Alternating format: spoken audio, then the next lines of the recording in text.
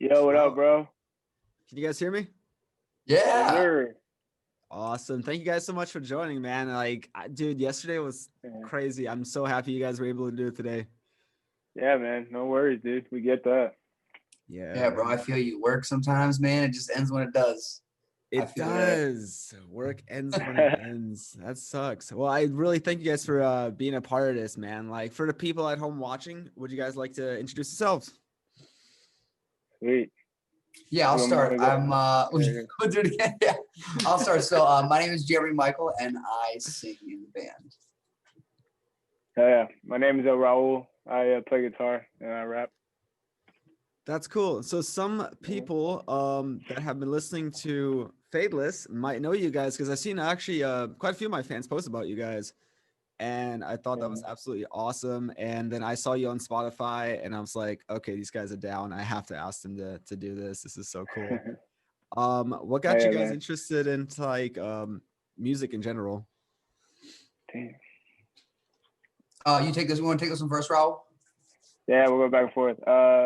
Damn, man. I don't know. I think music kind of came to me during my teenage years, playing video games and stuff. You know what I'm saying? I kind of got into it that way, and I love the feeling it gave me. You know what I'm saying?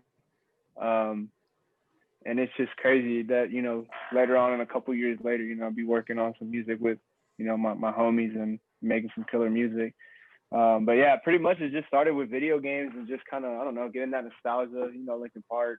It's just crazy, man. Yeah, that's really what got me into music. Just kind of starting off as a kid, getting curious. For me, it started whenever I heard because I listened to music like religiously on my CD player like growing up. It started for me like when I first heard a pick slide in Silverstein's "Smile in Your Sleep." I heard that song and I was like, dude, what is that? I was like, I was so mind blown. I was like, what are they doing with the guitar? I like asked my stepdad's friend and he didn't even know. And like, he had a guitar there and I was just so interested. He literally gave me his old guitar and he was like, here, if you want to like, if you want to take this home and start to learn, then like you can like borrow this until you get a guitar. And so I remember my life's goal was to figure out what that was. And it kind of, snowballed from there, just hearing something that blew my mind and then trying to figure out what it was and like to recreate it myself. And then it eventually snowballed into like covering songs and then writing my own and meeting a bunch of dudes. So that's kind of how it started. That's awesome. Okay, so that's from like two completely different like spots getting into it, but that's awesome because I can relate to both of those in a way. I mean, like there's some bands that I was like, dude, I gotta do this. Like this is amazing. Like Linkin Park was definitely one of the big ones for me too. And at the same time, I'm also like a gamer, so I'm like, I totally get it.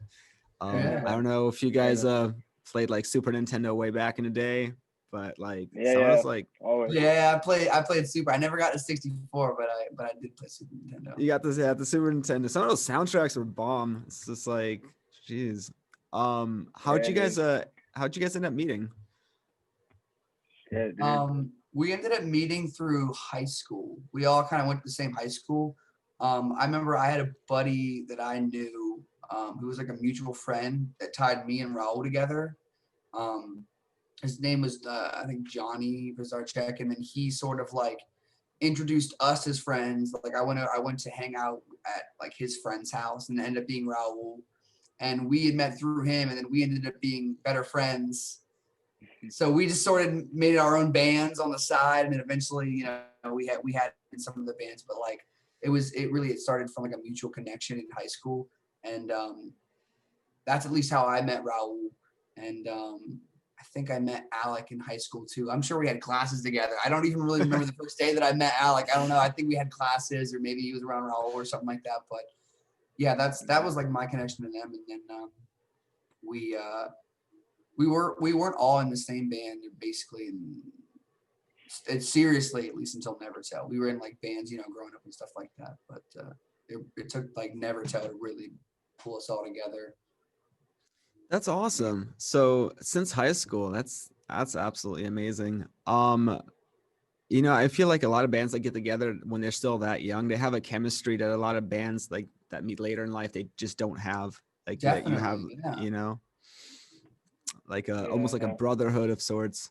We were just saying that for one of our music video shoots, like I was in the back because I had to get like super messy for our newest video shoot. And I was like sitting in the back, I had to take all my clothes off and I was sitting in the back of our guitar player's like car. And he's like, dude, you know, this is like some brotherhood shit right here. Right? You're sitting like half naked in the back of my car, like soaking wet. Yeah. Like I'm taking you to go like back to my crib so you can get cleaned up. It was just like one of those moments where like, damn, like you don't get this with a lot of like, I don't hear this with a lot of bands. You don't get that normally, you know, with that long of a relationship, knowing someone, it's like a blessing, you know?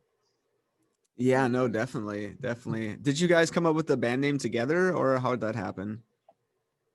Oh man, that was insane. I think we all came up with it together. It was a valiant effort of all of us. We we just kind of went on. I think we had like Google Docs back in the day, and we were like we were trying to figure out our band name, and we kind of just threw in a bunch of like crazy ass names in this list. You know what I'm saying? And then I think one of them, I think Alec kind of put this one in. He was like, "Never tell me the odds" or something like that. And then I think Jeremy was like, "Yo, what if it was just Nevertel?" And then one of us was like, "Yo, what if it was like Nevertel with just one L?" And then that's what it came. Yeah, like there's no cool ass background to the name or anything like that. It was just like, yo, we just put some dope ass, like we just try to make a word look cool, and that's it. Yeah, we used to be Living Fiction, which was our first album name, but it didn't like stick as well. So we ended up looking for Nevertel. So like our first record, that was our band name, and then we didn't end up liking it very much. So we went to the Google Documents route and just made it, because Living Fiction had like a more like emotional sort of like connective like story, like, oh, we're living our fiction, we're living our dream, and then like it just didn't end up feeling like a good band name. So we just went with something that maybe was like a little more searchable with Nevertel. Yeah, no, definitely. I mean, I love the band name. It sounds dope. It sounds like the way you guys sound. I don't know. It's a weird Really? thing to say, but like, Dude, I've like always hoped, because it's so weird, because we've had the name for so long, and we know that we've had the music for so long, that I'm like, man, like I hope our name isn't like whack compared to our music, or our music is whack compared to our name. You know, like I just sit around and think about this dumb shit sometimes. Like I hope it makes sense. Yeah. You just mentioned a few minutes ago that you guys are doing a music video. When do you guys think that's going to be out? We're working on getting, we don't even have like the final cut yet. We're still like talking to our director, and like there's a few things getting worked on, but we are looking at like early next year. There's no like a specific, we have like a month in mind, but we don't want to like say it and then things get pushed back. But it's definitely looking like, you know, the first thing from us will be early next year.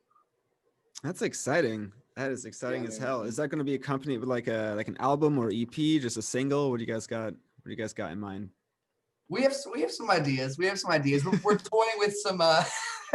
We're toying with, I think, like how we're gonna release music that we are sitting on right now. You know, it's looking like it's gonna be some sort of like a collective project, but we're trying to figure out cool ways to like drop it. You know, we're just sort of like seeing where it takes us, because the most important thing for us now is to have a lot of music that we can drop while we start writing more music for the next release, so we can sort of stay on top of releasing consistently. Yeah, I mean that's the name of the game in the Spotify age, isn't it? Yeah. Consistent releases. Would you say that you prefer this way, or do you prefer like the whole album every 2-3 years thing? Yeah. Me personally, I think I like releasing music more often. I feel like I think in, you know, the new age now, everything is just go go go. You know what I'm saying? And you just kind of want to get your brain refreshed, and just having, I mean, 6 or 5 small, you know, quality songs come out every couple of months, to me personally, is kind of, it kind of fills my, like, I guess fills my cup. You know what I'm saying? So I like it personally. I mean, I do also love the other side of it. You know what I'm saying? Which is you know, kind of building a project and kind of working on building this beautiful masterpiece thing that you think you put so much time into, and effort and stuff like that. But yeah, I do love the new way, but I also do like the other way. So for me, it's just I'm trying to kind of find this balance of kind of marrying the both, if that makes sense. Yeah. So, Completely. You yeah. know, I felt like at first for myself, I was like, oh, I gotta work on an EP or whatever. And then once I did that, I was like, well, I'm just gonna release them as singles. And then, you know, it's like I guess like you work on a body of work and then like for myself at least, and then just like release it song by song by song, and eventually put it together. But yeah, I think a lot I of mean, bands can like really like I'm sorry, what were you gonna say? no. It just makes sense that way. You know what I'm saying? I think if you work on a project and then throughout time you kind of make a dope release plan and just kind of single it out. Makes sense, you know. Yeah, it keeps you fresh in the minds, I think, you know. Yeah. Yeah. Music has such a Plus short shelf life these days, you know. It's like you can almost have like the album folder on Spotify and just keep updating that, you know, over time, because that's what a lot of the pop artists are doing now. Like there's so many bigger artists where like half their album comes out before the album even comes out, you know. Yeah. It's just the definitely. name of the game these days, you know. And I feel like it's, you know, it's like with like dinner. You don't want to have the same dinner every night, so you don't, you know, you want to switch it up a little bit. So it's kind of like with the way we release music, you know, like we're not always going to do it the same way. Sometimes we might want to release a record, and then when that feels like it's too much, then move over to singles, and then maybe some EPs. You know, it all depends on like where the creativity is like taking you, what you feel like the songs you have can be packaged as. Yeah, no, I completely agree with that. And I think also as a consumer, it's more fun that way, you know. Yeah, Mm. definitely switch Definitely. up a little bit. Yeah, I remember listening to the same albums over and over and over again, and it's like now it's like every release radar, I'm like, oh, I wonder what's in it. Yeah, Yeah. It's like Exciting. Christmas every Friday. yeah. That's cool. So you guys are obviously stuck at home now because of the virus. We all are. Yeah. What have you guys been doing to keep yourselves busy as a band? Like, do you guys still like rehearse, or you guys write over Zoom, or like, what have you guys been up to? You can take that, We Jay. haven't yeah, we haven't really practiced very much, just because we are playing it a little safe. You know, we do have someone in the band who like works with his grandparents, so we don't even want to like take that risk that, you know, any one of us might pass something on to him. So we've sort of been putting all our energy into like writing and finishing and recording and tidying up all the new songs we have right now. Just getting prepared to like come out swinging hard in the new year, you know, so that you know, we're just trying to find ways that we can do things online and still remain, you know, relevant in sort of in the forefront of people's minds in 2021. You know, whether that's a record or an EP or singles or live performance, like you know, like a live stream performance or a pre-recorded live stream performance or stripped reimagined stuff or whatever, you know, whatever it is. We're trying to find ways to sort of like just adapt to this new normal that we're in right now. And I think we'll worry about like playing shows and touring and all that stuff when it really becomes like super safe again, you know. Yeah, I totally agree. I think what you guys are doing is definitely the responsible thing to do, and I think it's where most people are right now. I think it's the best way to move forward. But I'm sure you guys miss playing live, you know. Oh yeah. Yeah.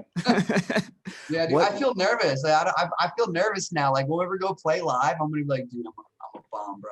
It's been so long. I'm so nervous. I'm gonna have nervous peas like crazy going back on stage. Yeah, I mean, it's like gotta shake off that ring rust, right? It's like Yeah, dude.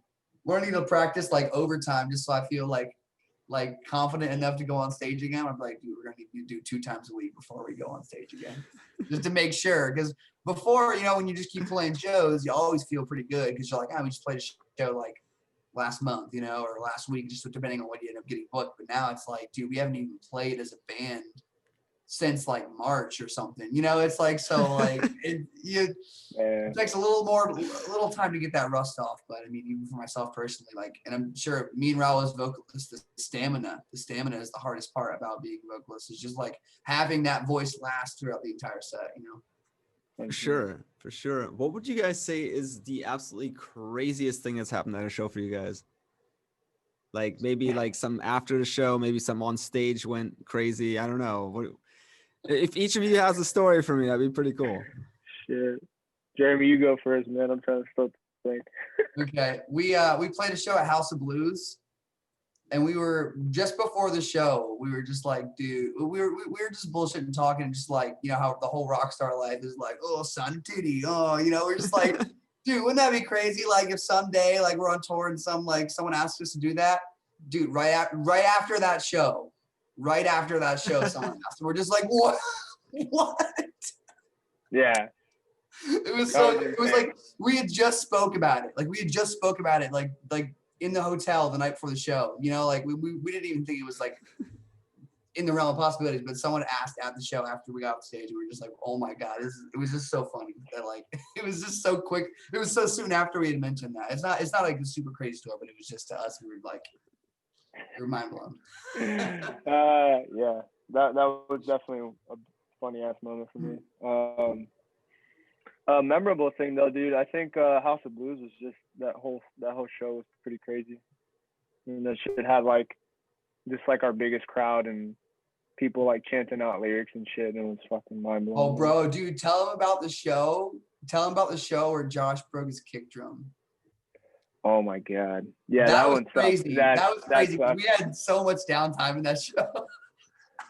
Yeah, so yeah, we're playing a set, man, and like I kind of look over because I played drums a while back, and I kind of know that drummer face when he's like kind of helplessly looking at me, and I look back and Josh is kind of just like, fuck, you know what I'm saying?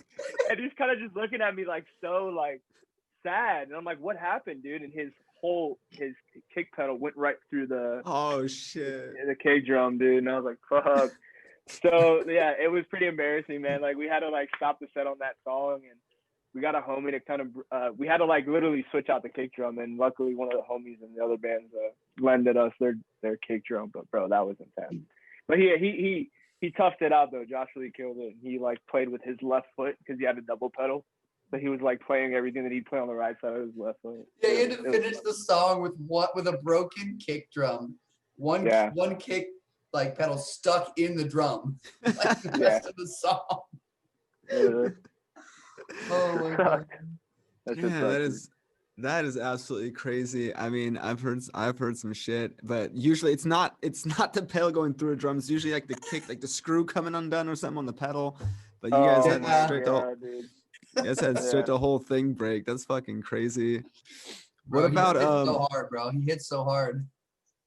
Kicks the shit out of everything. Yeah, I love it. What would you say has been your favorite show to play? Like favorite city, man? We'll probably both say the House of Blues show, definitely. Like that was just like something that we had like worked for, that we like practiced for like months, you know, multiple times a week, that we Raul even built these like stage risers that we could stand on, you know, like, got all that, got us ready for that. And like, we had the set planned out, like we just had so many more like songs tying into each other and so many cool little like interlude things. And like the whole show was just on top of like all the preparation that went into it, and just like the crowd that was there, and like just the energy from the crowd on stage to just everything. And then especially like getting off stage and just feeling like that moment of being like bombarded by like new fans, and just like asking like about the band and wanting photos. And it was just like, that was like easily the best show I feel like any of us have played. And I was like, this is what we need to, this is why we're doing this. And I want this every night of the tour. Yeah, 100%. 100% agree. I mean, that's the reason you guys do it, right? I mean, that's the dream right there. Were you guys playing alone that night? No, it was a bunch of like locals. It was like a local showcase of like sick. A bunch of bands. So it was like a bunch of like heavy hitters locally. But it ended up drawing like, it was like a free show, so that helped, like a really good sell at House of Blues, free show, you know. And our House of Blues is actually in downtown Disney, which is like a free Disney thing. So super easy sell for people to come out to it. So I think just under 1,000 people like were there when we got off stage. There ended up being more people throughout, but we were the opener, like the very first band. So right, were we the first band? Yeah, we were the first band. Yeah. So when we got off stage, it was like just under 1,000 people that were there, and we sold more merch than we ever had. So it was crazy. It was so good. That's absolutely nuts. That's absolutely nuts. Dude. It's funny because the House of Blues here is actually also at downtown Disney, out here where I'm at right now. Oh shit. Yeah. Cool. Yeah. I had to think for a second. I'm like, are they are they in this hood now? Like, no, hold on. Yeah. Like, what the fuck? They're EST. That's cool. That's cool. I didn't know that the one out in California or the one near you was like in the downtown Disney too. That's pretty cool. Yeah, like Yeah. right now I'm in Fullerton, which is like near Anaheim. But the one sadly on Sunset Strip, the big one that closed down, sadly. I think it's a hotel Oh, it now. did? Was it because of COVID? No. That was years back. Like they're buying out like the whole like Sunset Strip Hollywood area to turn into hotels and shit, and it's kind of sad. Oh, okay, Yeah. man, dude, that sucks, man. House of Blues are such a good venues, man. Like to lose a House of Blues is truly like it's a sad day. Serious shit, man. Like it's legendary. Yeah. Absolutely, like any size band can come in there. Like they have all the different rooms and shit. And I don't know. I really think it sucks. But you know, what I was going to ask you guys is, you said you played the House of Blues with a bunch of other local bands, which I think is great. Did you guys set that up yourself, or was it like a combined effort between the different bands, or how did that work out? Jeremy, you got that. That was all Jeremy that did it. Really? Yeah. Yeah, So Jeremy. it was a promoter, like it's a promoter for Live Nation that like works the House of Blues. Like he'll put on all the shows there. So I guess he came up with the idea that like I don't know if it's his idea or Live Nation like does this for all House of Blues. All I know is that for this one specifically, the dude that put this show together is like every 3 months, so like 4 shows a year. Every 3 months they do like a local showcase of bands, and they theme it with different acts. So it was like a goal of mine when we sat down for our goals, and was it 2019? Yeah. Yeah. When we sat down for our goals for 2019, I brought forward, I was like, I want to play House of Blues. So I just did whatever I could for like a few weeks or a month or so to like track down the person that was booking the shows, because I don't know if you've tried, but it's pretty difficult to get in contact with anyone that actually books you at House of Blues. Like to get in touch with the person who says who has the ability to put you onto the show is like pretty difficult. Like they don't just put his email out. I ended up having to go to the venue and ask someone at the ticket counter for the email of the promoter. I got the promoter's email, emailed him that night, and I got a response in like 2 days. He was like, yeah, sure. Like we got you, we can put you in the showcase. It's going to be happening in a few months. Like you guys are in. So it was like, it took me a while, but once I found the email and made the pitch, it was like pretty instant, That's awesome. I'm really happy for you guys. I hope you guys come out here to Cali to play at some point. That would be sick as hell if you haven't already. But we haven't, but it's actually very possible for us. We would love to. Mm-hmm. Dude, if you get, I'll be front row. I'd absolutely love to see it. Seriously, Thank you, man. I think Thank you you, guys bro. are absolutely kick ass, and it Thank makes you. me happy that bands like you can do what you do, and like you guys aren't stressing about it. Like you're taking your time with the music, you're putting it out, you're making videos, and I think that a big part of that is because there's like this independent revolution happening right now. What do you guys feel in regards to being independent versus signed? What's your take on that?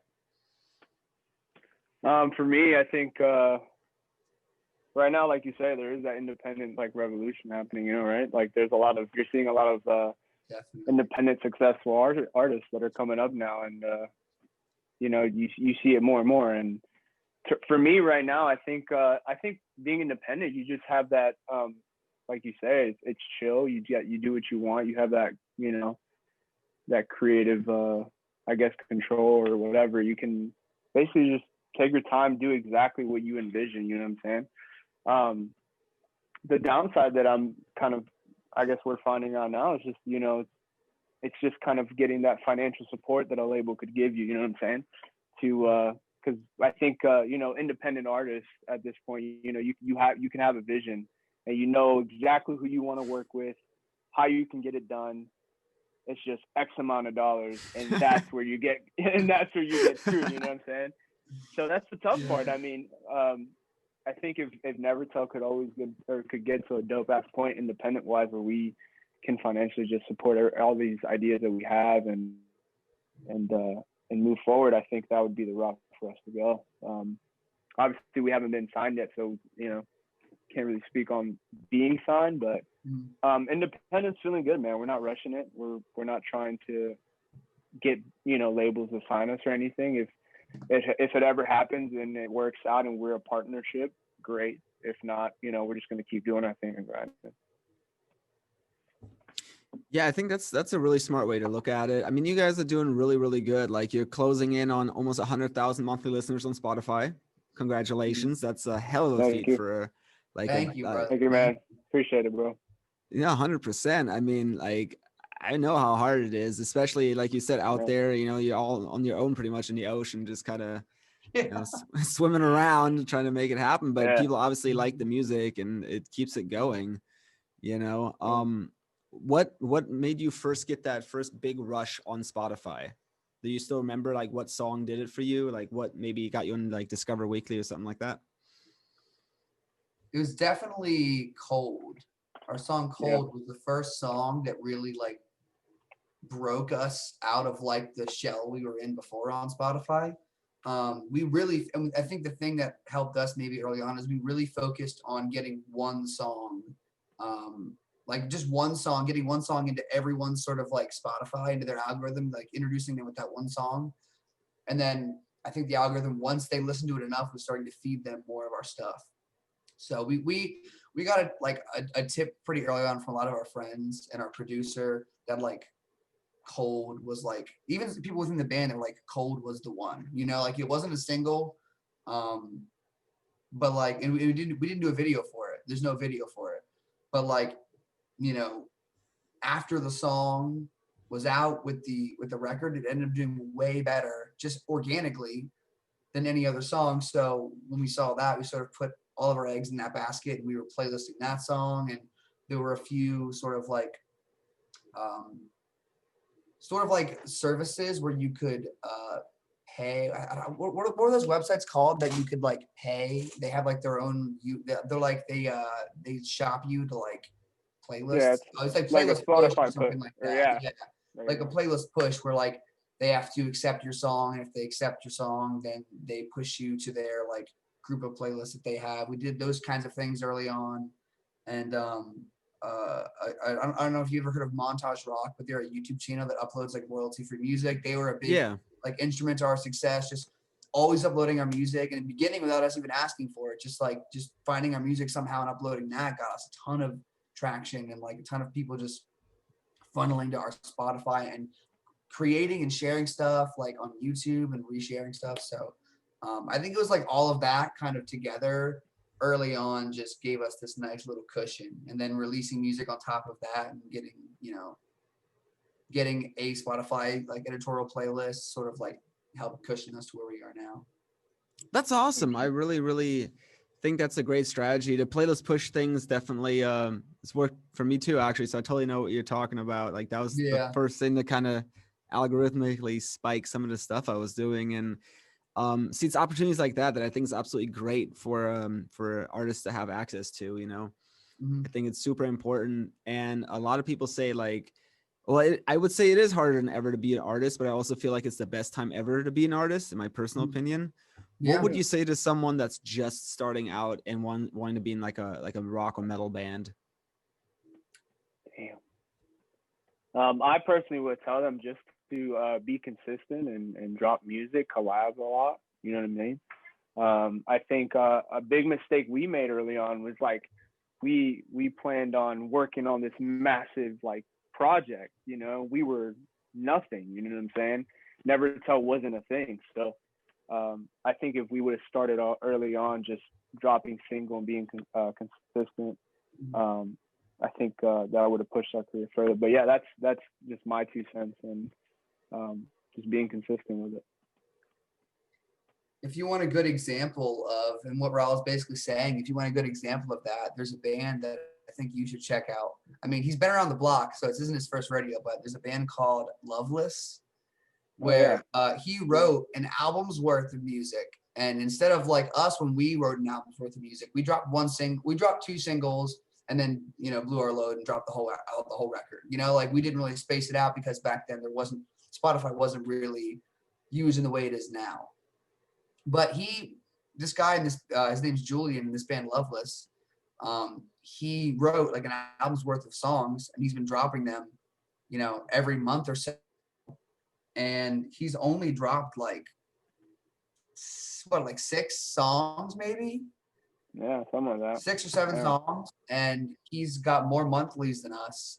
He did a song with Kellen Quinn recently, and now he's writing for Kellen Quinn because of that. He's gotten on multiple Spotify official playlists because he does all the, the production, the recording, and all that stuff himself, and then he sends out for mixing. And if I was to tell a band starting out today, like what to do, like where to go, I would just get 10 solid banger songs, like no filler songs, 10 of your solid, like most solid banger songs, shop some like, producers, get it produced and mixed well, like take your time with it. Even if it takes a year, like just take your time with it and then start piecemealing those songs out one a month and see where it takes you. You know what I'm saying? Like that, cause it's better to have one song a month and then start writing on, like, while those are coming out, then you have 10 months to write and figure out what your next release is.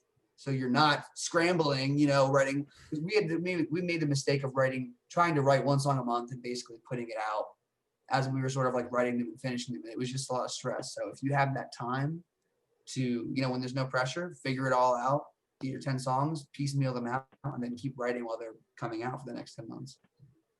Yeah, I mean, I think that's the best way to do it. Absolutely. Absolutely.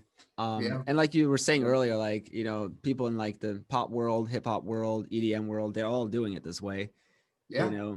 I feel like rock and metal in that regards, especially like the bigger bands. I mean, it's a bit different because they have a huge fan base to supply, but I feel like we've kind of fell behind on that. So it's cool to hear bands, talk about, implementing what is the current, mainstream ideas and stuff. So that's absolutely awesome. Absolutely love that. Do you feel, this is the question right here. Do you feel that rock is dead? I don't think so. I think it's coming. I think it's coming back harder than ever now. You know what I'm saying? I think it's on the come up for me.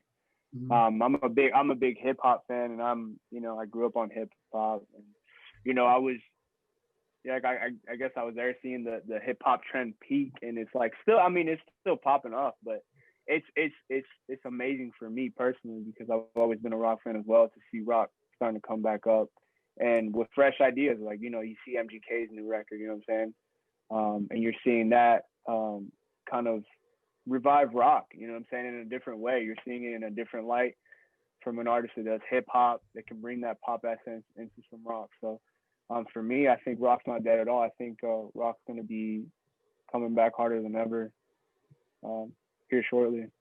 That's just my opinion.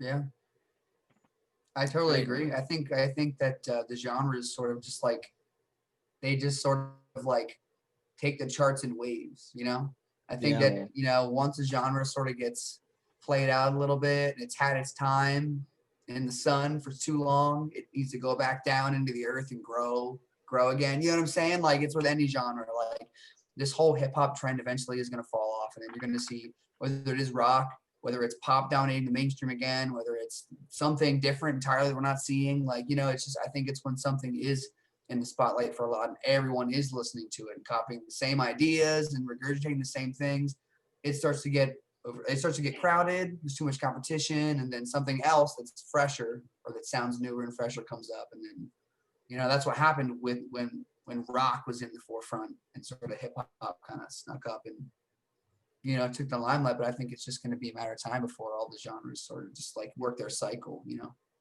Absolutely. I think, like you said, the new MGK album is a really great example of it, getting pushed back into the mainstream. And apparently Miley Cyrus is working on a Metallica cover album. What? That's crazy. That's going to be interesting. Yeah. And I think Halsey also said she wants to do a rock album. And Doja Cat just performed like a metal rendition of her song Say So. You're seeing it. Like, you're seeing it work back in, like what I'll say to rock bands is, like, I've seen a lot of rock bands that, like, when hip hop became the trend, they either like completely switched their sound and like sort of maybe alienated fans because they saw a trend, or they like left their bands and did a hip hop like side project, solo project, or just completely abandoned rock to hop on the new wave. I would just say, like, if rock is your passion, truly it is, just stick with it, even if it's not the thing. Whatever genre is your thing, don't abandon it because something else is more popular. Yeah. Because truth be told, you're going to be better at what you're already what you listen to, what you're already good at. Just stick with it. And like I said, every genre is going to have its time in the sun, whether it's like a 10-year time, 5 years, genres are sort of music is changing so much with TikTok and apps like that are just sort of blowing up songs incredibly fast that, you should really stick to what you're good at and just wait for your time. If you're the dude that's been killing it in the rock space for 5 years when no one gave a shit about it, you're going to be the first one that people come to listen to when rock starts exploding again and people are looking for new, fresh rock bands, And you got absolutely a catalog of 5 years of stuff. Absolutely. Yeah. Yo, Raul, were you going to say something? Oh, I was just thinking in my head because how we were talking about how rock's kind of getting revived too. The other day I listened to Bad Bunny's new record. I don't know if you guys know him, but dude, he has rock on his record. You know what I'm saying? It's fucking crazy. It's really insane. So it's just yeah. His new record has drums in it, guitars and stuff, and it's just cool even seeing the Spanish community kind of bringing that in too. That's awesome. Yeah, just even hearing that to me again was another thing that that rock's coming back. You know what I'm saying? I'm gonna have to check that out. I mean, he's humongous right now. I'm gonna have to definitely check that out. Yeah, he's huge. So, I mean, I feel like you guys are completely right. I think everything comes around, and it's gonna have its spot in the sun again. And even if it doesn't, you gotta do what you love. You gotta do what you're passionate about. Yeah. But I do feel it's on the come up for sure, 100%. Yeah, dude. You're seeing it. Yeah. Okay, so you guys have a music video in the works for next year, new music, hopefully some live performances, depending on how this whole COVID thing goes, obviously. I want to thank you guys for sharing this time with me and, sharing all this information with me. Is there, well, for one, let people know where they can find you. I'll put everything in the details anyways, and I'll put some cards above to some music videos and stuff for you guys. Mm-hmm. But if you have any closing words for your fans, for the new people that have just discovered you, that would be absolutely killer. All right, Raul, you want to take it first? Yeah. Shit. Thank y'all for watching. Yo, thank you so much for having us, man. This is we always love chatting about music with other homies that are killing it too. So really appreciate it. Yeah, we always have new music, so go to our Spotify. You always see us updating shit and dropping new music. So it's always safe to say that Nevertel is on something. So yeah, that's what I got. All right, well then I want to close out by thanking everyone for being so patient and waiting with us, while we are figuring out the new music thing. Like I said, no new music till next year, but the response to everything in my mind has been so crazy. Just want to say thank you to everyone that's streamed it, that's listened to it, that's shown somebody it, that's put it on a playlist, man. It's our biggest first week, our biggest song to date by far for any release, without a Spotify playlist. So I just, I want to thank everyone that's ever even listened to that song, shared it, told someone about it. And if you want to find us, if you have not heard us and want to find us now, you can check us out on Twitter. We are at Nevertel US. On Instagram, we are at Nevertel Official. We are, you can just search Nevertel on YouTube and Facebook and TikTok, and you'll find us there. On YouTube, we do release behind the scenes on videos, studio updates when we're writing and stuff like that. So there's always something to kind of keep you entertained there for the time being, in between stuff. So yeah, dude, thank you for having us so much. This is a lot of fun. We love doing this, and we feel like we don't get to do enough. Especially with other unsigned bands talking about, the state of music and, what we're doing and what we can be doing better. I really appreciate you giving us this platform, man. It means a lot. Any day. I hope we can do this again when you guys have some new stuff out next year, maybe. Yeah, dude. Again. Yeah, for sure. That'd be cool. Well, I hope you guys have a good night and stay safe. All right, dude. You Thank too, you so brother. much, man. Peace out. Take it easy, bro. Peace out. Peace.